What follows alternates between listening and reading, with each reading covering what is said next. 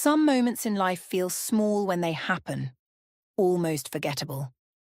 But later, you look back and realize that was the moment everything changed.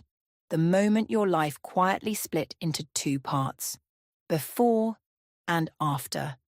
And trust me, what I'm about to tell you, it's not just a story. It's the kind of story that makes you question emotions, choices, and consequences. So before we go any further, make sure you subscribe to the channel, turn on notifications, because stories like this, they stay with you. Anthony was 61, a calm, responsible man, the kind of man who always did what was right, even when it cost him something. He had spent his entire life taking care of others, including me, and especially his nephew, Eric.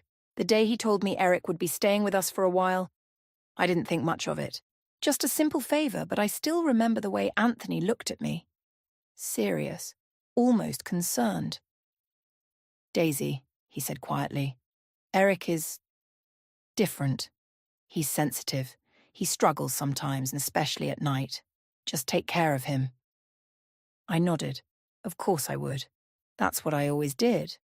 But what Anthony didn't know, what I didn't even understand myself at the time, was that something about Eric was already beginning to shift something inside me.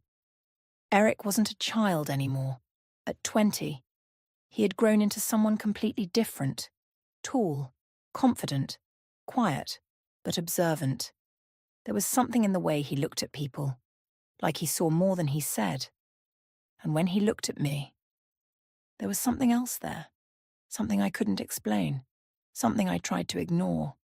Then everything changed, in the simplest way possible. A phone call. The house we had been waiting for, finally available. Anthony had to leave for 3 days to check it out. 3 days. Just 3 days. It sounded harmless. But as he stood at the door, ready to leave, he turned back and smiled. "3 days will go by quickly," he said. I smiled back, but something inside me felt uneasy, because deep down, I knew. Those 3 days wouldn't be normal. The moment Anthony left, the house felt different, quieter, but heavier at the same time. I was in the kitchen the next morning when I heard footsteps coming down the stairs, slow, unhurried. I didn't turn around immediately, but I felt it, that presence, when I finally looked up. Eric was standing there, casual, relaxed, but his eyes locked directly onto mine. "Good morning, Daisy." His voice was soft, but there was something underneath it, something new. We sat down for breakfast, simple conversation, normal topics, but nothing felt normal. Every word felt heavier, every silence felt louder. Then suddenly, he said something that caught me completely off guard. "You know, you don't look your age at all." I froze, not because of the compliment, but because of how he said it. Direct, confident, almost intentional. I laughed it off, tried to change the subject, but from that moment, something shifted. That entire day, I found myself thinking more than usual. About him, about the way he spoke, the way he looked at me, and something else I didn't want to admit, the way it made me feel. Because if I was being honest, it had been a long time since I felt noticed, seen, alive, and that realization was more dangerous than anything Eric had said. That evening, Eric suggested something unexpected. "We should celebrate." I looked at him, confused. "Celebrate what?" "The house," he said casually, "and us being here." Something about the way he said us made my heart skip.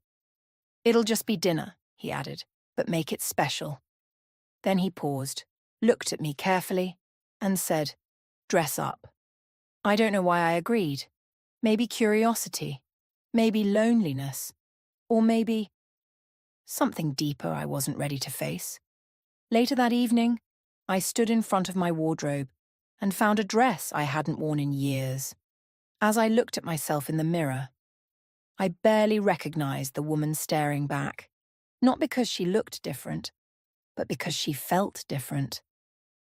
When I walked downstairs, Eric was already there, and the way he looked at me said everything he didn't speak out loud. Dinner started simple, laughter, stories, but beneath it all, there was tension, unspoken, growing.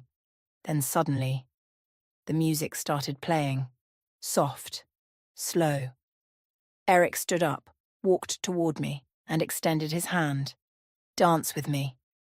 My heart started racing, because in that moment, I realized something terrifying.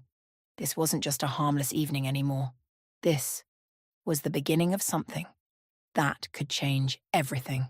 And trust me, what happened next, I never expected. If you think you know where this story is going, you don't. So make sure you like this video, subscribe, and stay with me for part 2.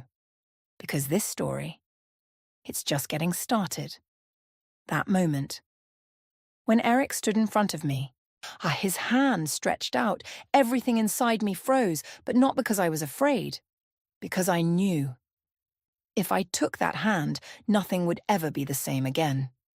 For a second I hesitated. My mind screamed at me to step back, to create distance, to remember who I was. But my heart was already moving forward. Slowly, I placed my hand in his. The moment our fingers touched, it felt like something silent, ignited, not loud, not explosive, just undeniable. Eric didn't rush. He didn't pull me in aggressively. Instead, he guided me gently toward the center of the room. The lights dimmed, the soft glow of the lamps wrapped around us, and the music. It felt like it was playing just for us. We started moving. Slowly, carefully, like two people trying to understand something deeper than words. His hand rested lightly on my waist, not forceful, but certain. And that certainty, it shook me, because it had been so long since someone held me like they meant it. I looked up at him, and that's when I saw it clearly. This wasn't a game to him, this wasn't just curiosity. There was something real in his eyes. Something intense, something dangerous. "Daisy," he said softly. And the way he said my name, it didn't sound casual. It sounded like he had been holding it back for a long time. "You don't even realize," he paused, studying my face, "how much you've been hiding." Those words hit harder than they should have, because deep down, I knew he was right. Years of routine, years of being responsible, years of slowly becoming invisible in my own life. And now, in just one day, he had seen what no one else had. "This isn't right," I whispered, not to him, to myself, like I was trying to hold on to something slipping away. Eric didn't argue, he didn't push, he just stepped a little closer. Close enough that I could feel his breath. "You keep saying that," he said quietly, "but you're still here." Silence. Heavy. Real. Unavoidable. And then it happened. Not suddenly, not dramatically, but naturally, like something that had been building for a long time. We stopped dancing, but neither of us stepped back. That night didn't explode into chaos. It unfolded, slowly, emotionally, confusing, but honest. We talked, for hours, about things I hadn't spoken about in years, about feeling lost, about time passing too fast, about becoming someone you never planned to become. And somewhere between those conversations, between laughter and silence, between truth and vulnerability, a line was crossed, not loudly, not recklessly, but quietly. When I woke up the next morning, the first thing I felt was silence, different from before, heavier, real. I sat up slowly, and everything from the night before came rushing back. Every word, every moment, every feeling I tried to deny, now standing right in front of me. "What have I done?" I whispered. Not out of regret alone, but out of realization. Because this wasn't just a moment, it was a decision. Eric was already awake, standing by the window, calm, like nothing had shaken him, when he turned toward me. There was no guilt in his eyes, no confusion, just clarity. Don't overthink it, he said. Simple, direct, like he always was. But it wasn't that easy, because I wasn't just thinking about the night. I was thinking about Anthony, about trust, about everything that could fall apart because of one moment of truth. That day felt different. We weren't avoiding each other, but we weren't the same either. Something had shifted, and now we both felt it. At lunch, the silence finally broke. "You regret it?" Eric asked, straightforward, no hesitation. I looked at him, and for the first time, I didn't have an immediate answer. "I don't know," I said honestly, "and that scares me." He nodded, not offended, not angry, just understanding. "Sometimes," he said quietly, "people don't regret what they feel. They regret what it changes." That line stayed with me, because deep down, I knew exactly what he meant. The last day came faster than I expected, and with it, reality. Anthony called. He was coming back. The moment I heard his voice, everything inside me tightened, because now, this wasn't just between me and Eric anymore. That evening, I stood alone in the same living room, the same place where everything began. But now, it felt completely different. Eric walked in quietly and stood beside me. "So this is it," he said. I nodded, unable to say more. There was